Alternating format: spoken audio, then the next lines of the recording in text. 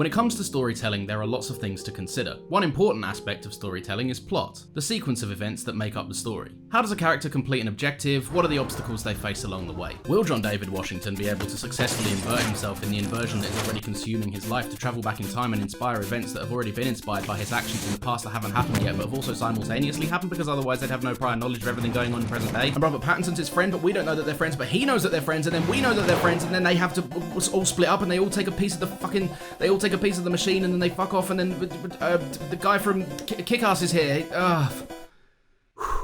A big part of the reason we engage with art is because it resonates with us somehow. And more often than not, that's an instinctual reaction. We don't get to decide if art moves us, we're simply just moved. And I think that sometimes that can get lost if I'm only just barely keeping up with the basic information that I'm supposed to know to even understand the premise of the film. And before anyone has a go at me, I like Tenet. I think it's good.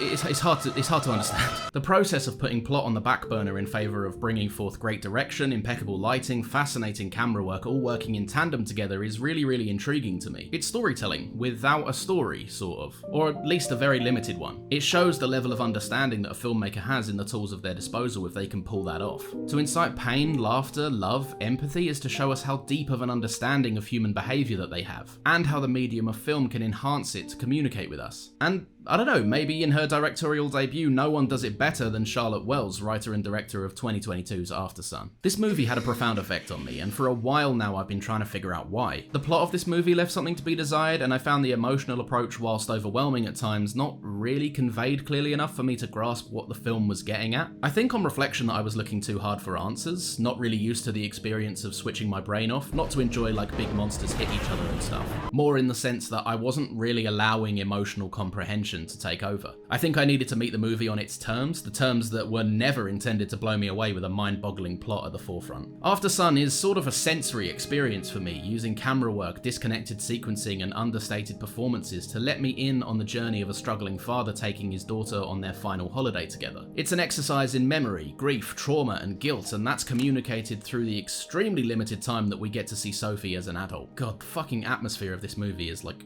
undeniable. This entire experience serves as a retrospective look down memory lane for Sophie, who's recently become a parent herself and therefore relates to her father, whom we can assume from her looks of longing and expression of guilt, is no longer a presence in her life. By showing us this, director Charlotte Wells has framed her narrator for us, not in a literal sense, but it's safe to assume that what's shown to us is a recollection from Sophie. She's recontextualizing her experiences had as a child and searching for meaning beyond what she, and by extension we, the audience, can see. We're led to believe that the camcorder prompts new memories, uncaptured and therefore recounted from Sophie's own perspective. And I think this is kind of shown through the unconventional establishing shots that this movie has. Scenes in this movie just pick up randomly, often with really abstract starting points to communicate that memories aren't always really reliable. They're recountings of true events that won't paint the full picture, nor are they going to be as vivid as they once were 20-something years down the line. And so we watch as older Sophie attempts to understand her dad through the lens and perspective of the younger Sophie. We see her act with emotional intelligence that perhaps doesn't truthfully reflect the age she is as she connects the dots, or acts with sympathy towards her dad, whom, with the benefit of hindsight, is clearly unwell. And this is presented in the cinematography as well. Most scenes begin in a memorable starting point, not conversationally but aesthetically. To see her dad's reflection framed through a pane of glass or a table in need of cleaning is way more memorable than a simple shot reverse shot scene. And so, when these memories are presented to us, they're shown through the lens of how they're recalled. The cinematography makes a case for the reasons why Sophie would have remembered these specific moments. For example, defining moments where Sophie acknowledges her own adolescence feel intimate. The moment feels personal, so whether it happened like this in real life or not, we're shown Sophie in a private setting. A period of her life that she lets us in on through her own lived experience, which naturally implies that scenes lacking her presence should be approached apprehensively. If Sophie wasn't there, it's implied she's filling in the gaps, and therefore these moments imply the exclusion of truth. They're assumed, and the film gets this through to us in their lack of subtlety. The clearest indications that her father is suffering come in the moments where he's by himself. And I think it's telling that these scenes are often the clearest, rawest, and most honest depictions of his mental struggles. In her trip down memory lane, Sophie has retrospectively removed the barriers that her father put up to protect her from his pain. He's openly and outwardly expressive, and this comes through in the scene's simplicity. This shot of Callum naked, crying on his bed in the hotel room serves as a metaphor for the hidden pain, obviously. When he's alone, he can't help but bear his true self, unable to hide behind anything, even the clothing.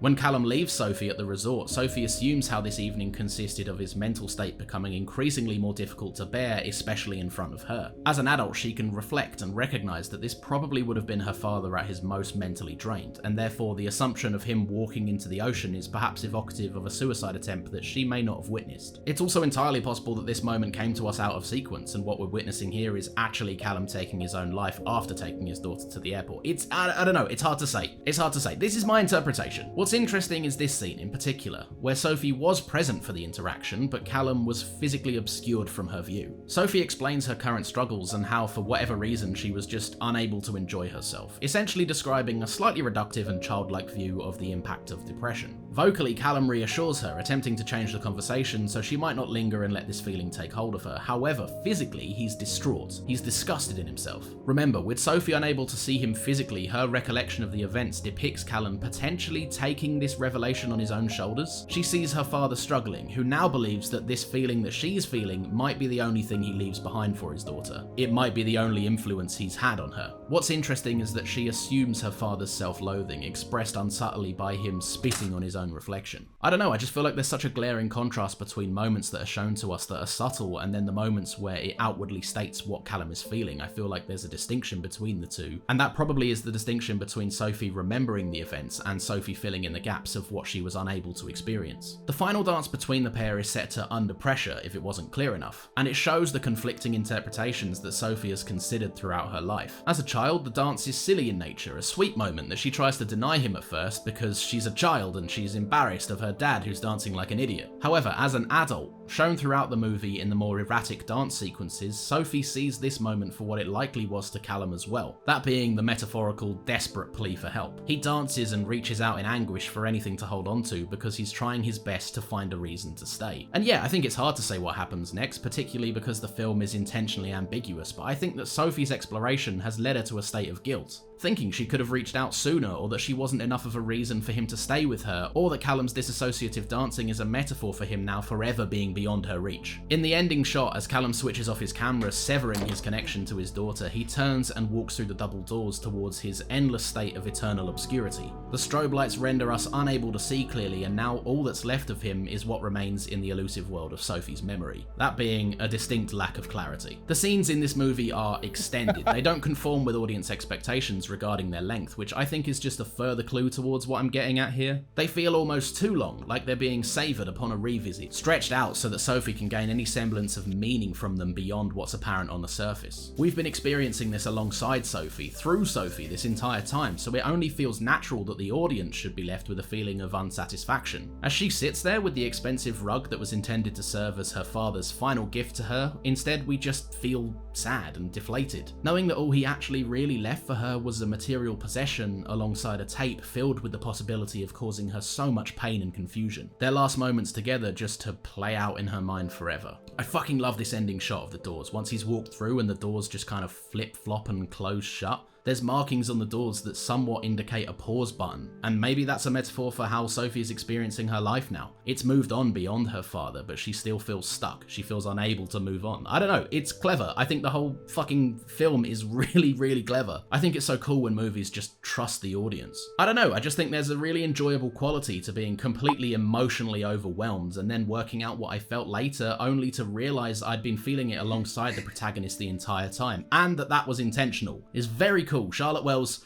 you're great. Anyway, all this to say, I don't think I'm ever going to be able to listen to Losing My Religion in the same way again. So yeah, that sucks. It's a good song. Oh, bigger. It's bigger than you, and you are not me. The lengths that I will go to, the distance in